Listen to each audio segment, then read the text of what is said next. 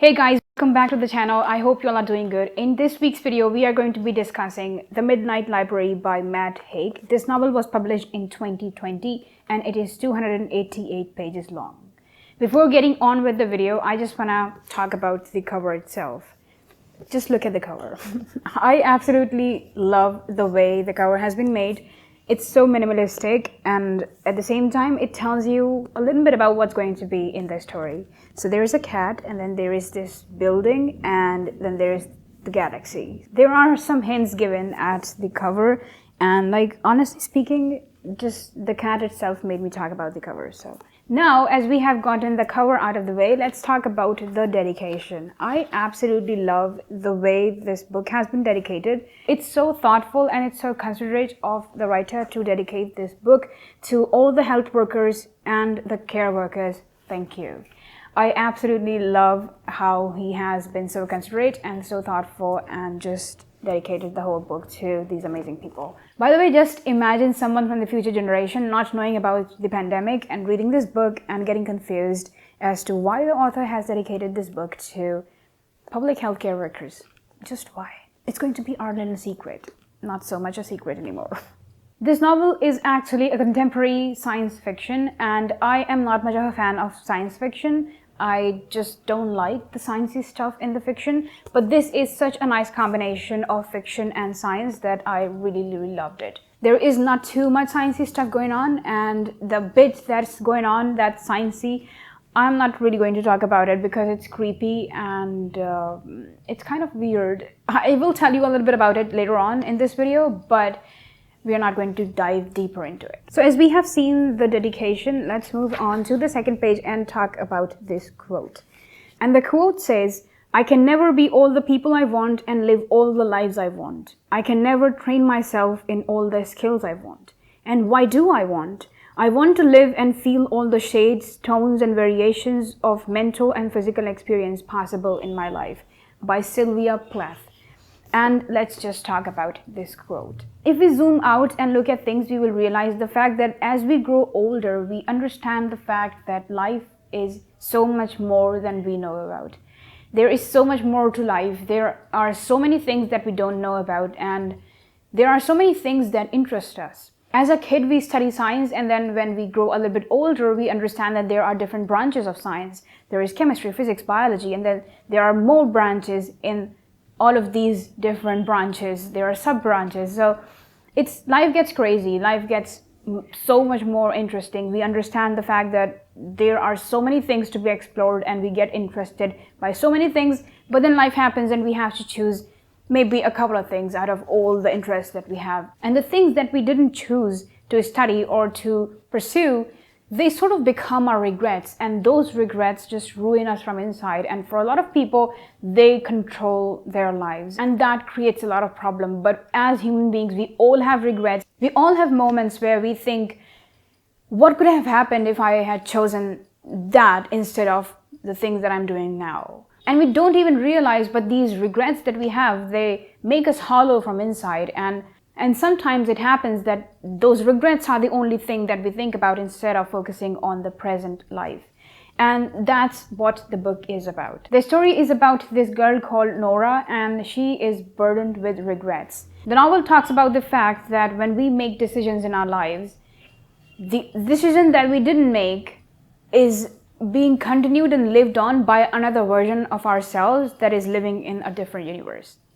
That's where the sciencey bit comes, and that's a bit creepy for me to talk about. I love the general idea of the topic, the fact that our regrets make us who we are, and the things that we didn't choose, the things that we didn't decide on, were the things that we were never meant to decide on. Honestly speaking, reading this novel felt like I was in a therapy session. Matt Haig is healing the humanity, it feels like, while reading this novel, because we all are burdened with regrets. We all have this unimaginable amount of baggage that we all are carrying in the form of regrets. And I think that if we learn to let go of our regrets, if we learn to understand that the decisions that we have made now, we were supposed to make those decisions, we are happier in the decisions that we have made, and the regrets or the decisions that we didn't make made us who we are today. If we understand this concept, I feel like we could potentially become so much more free and we would live stress-free lives.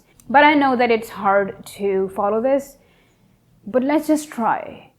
Just imagine for a second letting go of all that burden, letting go of all the regrets that we have right now, that we constantly think about, and living our lives as new human beings. What kind of world would that be? We would be so much more happier and content with where we are right now. Now let's break down the story and talk about how was my thought process during the entire read.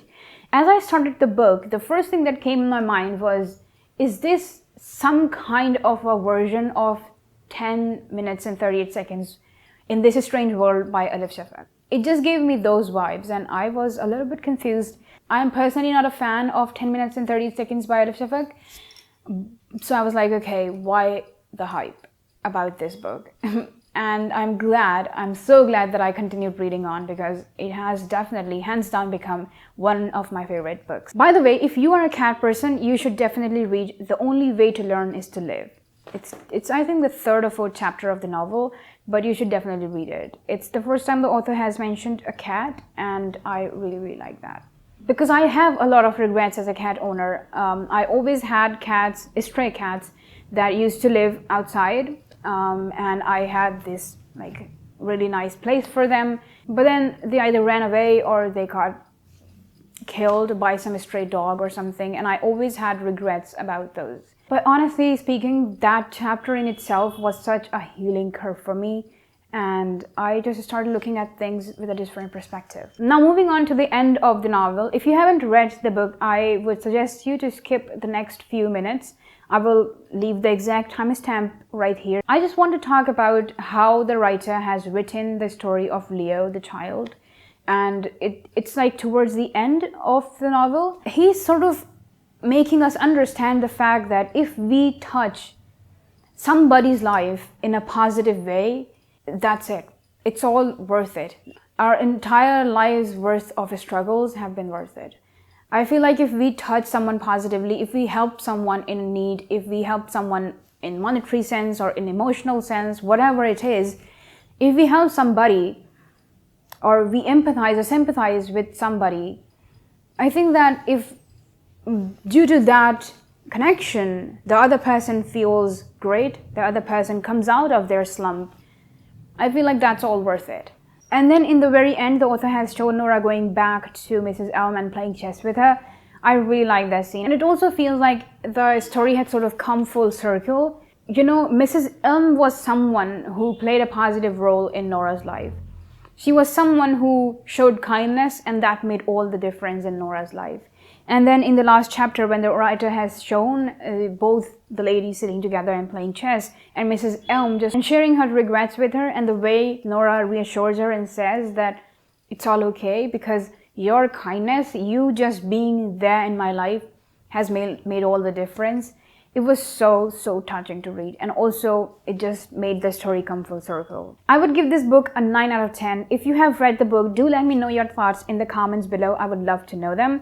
And with that note, we have come to the end of this video. I really hope that you liked it. If you did, make sure to give it a thumbs up. Also, don't forget to subscribe if you haven't already. You can also follow me on my socials. The links are in the description. The handles are on the screen, and I will see you guys really soon, inshallah. Till then, take care. God bless you. Assalamu alaikum. Bye.